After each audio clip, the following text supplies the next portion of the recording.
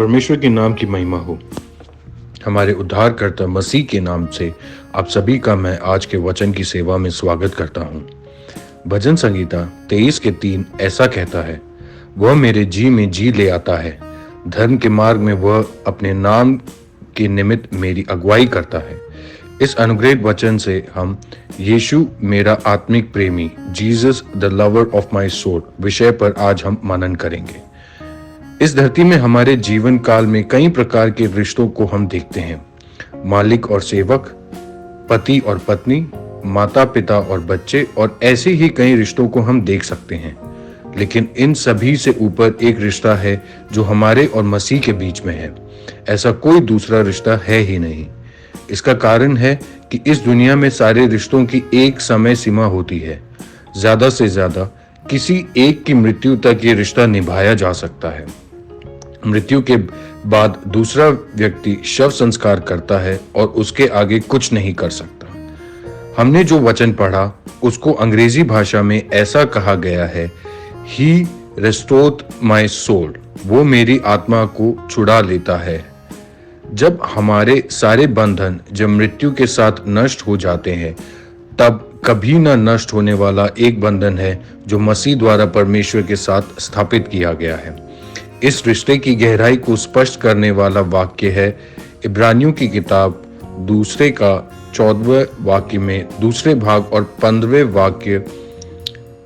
14वें मृत्यु के द्वारा उसे जिसे मृत्यु की शांति मिली थी, अर्थात शैतान को निकम्मा कर दे। 15वां वाक्य, और जितने मृत्यु से भय के मारे जीवन भर दासवत में फंसे थे उन्हें छुड़ा ले। परमेश्वर के आश्रय भरी कृपा को याद करें और उसकी स्तुति करें कि परमेश्वर के नाम को महिमा मिले। मृत्यु के अधिकारी शैतान को हराकर हमारे प्राणों को मसीह ने मोल ले लिया, इसलिए हम पूरे हृदय से गाने पाए कि मसीह ही मेरा आत्मिक प्रेमी है। Jesus is the lover of my soul. प्रियो, इसीलिए ही इस धरती के सारे रिश्तों से ज्यादा हमें मसीह के साथ हमारे रिश्तों को महत्वता देनी है। मसीह के साथ ऐसे ही आत्मिक रिश्ते को बनाए रखे 17वीं शताब्दी के एक गायक थे, Charles Wesley.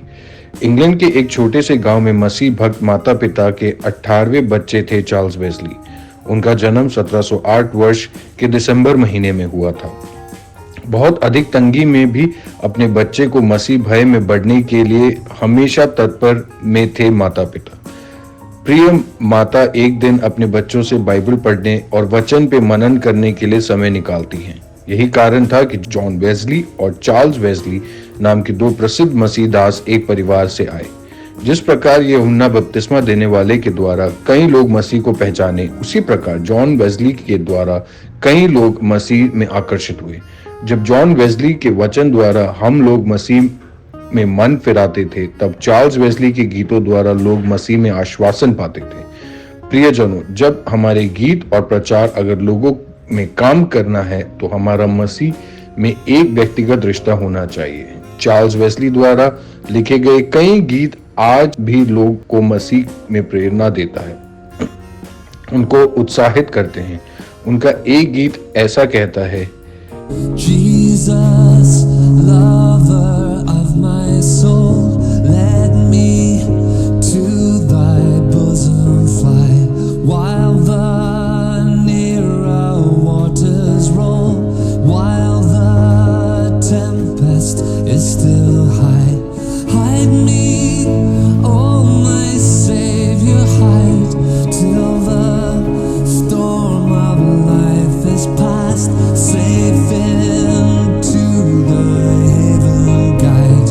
Oh, receive my soul at last.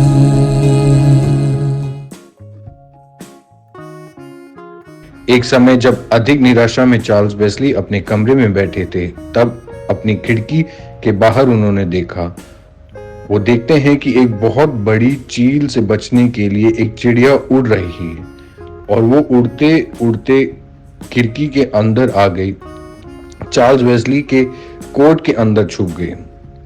उस चिड़िया को जब उन्होंने अपने पास छुपा लिया, उसी समय उन्होंने मसीह के कालवरी पर दिए हुए बलिदान को याद किया। जब दुनिया की आंधी आपको नष्ट करने लगी है, जब एक चील के समान शैतान जब आपको नष्ट करने की फिराक में लगा रहता है, तब सिर्फ मसीह की शरण पाना है। इस गीत को उन्होंने लिखा और गाया। मसीह मेरा आत्मिक प्रेमी है, Jesus is the lover of my soul. ये गीत आज भी लोगों को प्रेरित करता है। ये वचन हमें मसीह के और करीब लाने पाए। प्रभु आपको अधिकाधिक आशीष दे। जय मसीह की।